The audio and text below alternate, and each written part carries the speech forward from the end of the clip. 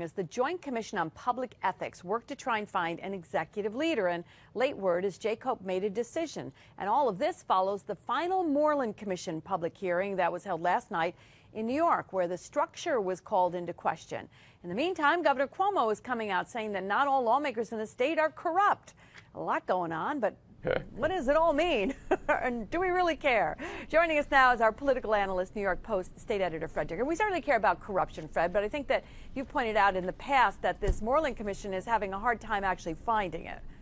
For sure, and the governor today saying, well, they're not all corrupt. Well, that's very nice. I mean, not all of them beat their wives or beat their husbands. Well, which ones, Governor? Let us know. It sounded like the governor was getting a little desperate today because the lawmakers are really angry at him, understandably so.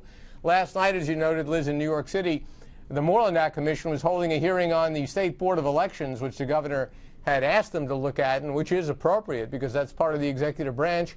They came up with nothing. They had officials of the Board of Elections saying, we don't enforce the law because we don't have that much staff.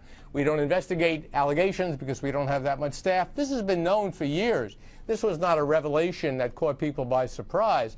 Why the situation is there is another matter, but this has been looked at over many years. The lawmakers and this governor and previous governors have known it as well. They should have more enforcement staff, but they haven't wanted it. But it's certainly not an example of corruption. It's an example of looking away from fishy behavior, but not necessarily corruption. And today, as you noted, this morning when the Joint Commission on Public Ethics, JCOPE, which is a permanent body, held its meeting in the morning, a couple of members said we ought to do a national search, that they ought to do a national search for an executive director. By the afternoon, they pushed aside the claim or the call for a national search. They appointed someone who was a top aide or one of the top aides to Governor Cuomo, close to the governor. And we just learned a few minutes ago that one of the commission members just resigned in protest, apparently, over the failure to do a national search. There's other odd things going on as well, but you know, in terms of the general sense of looking to clean up ethics in New York, there's much more of a sense, Liz, of chaos than there is of clarity. And as we have heard of concerns about the governor being directly involved or indirectly involved in the actions of these bodies, right, is there any question at all about the appropriateness of having somebody with this close connection to him as the executive director?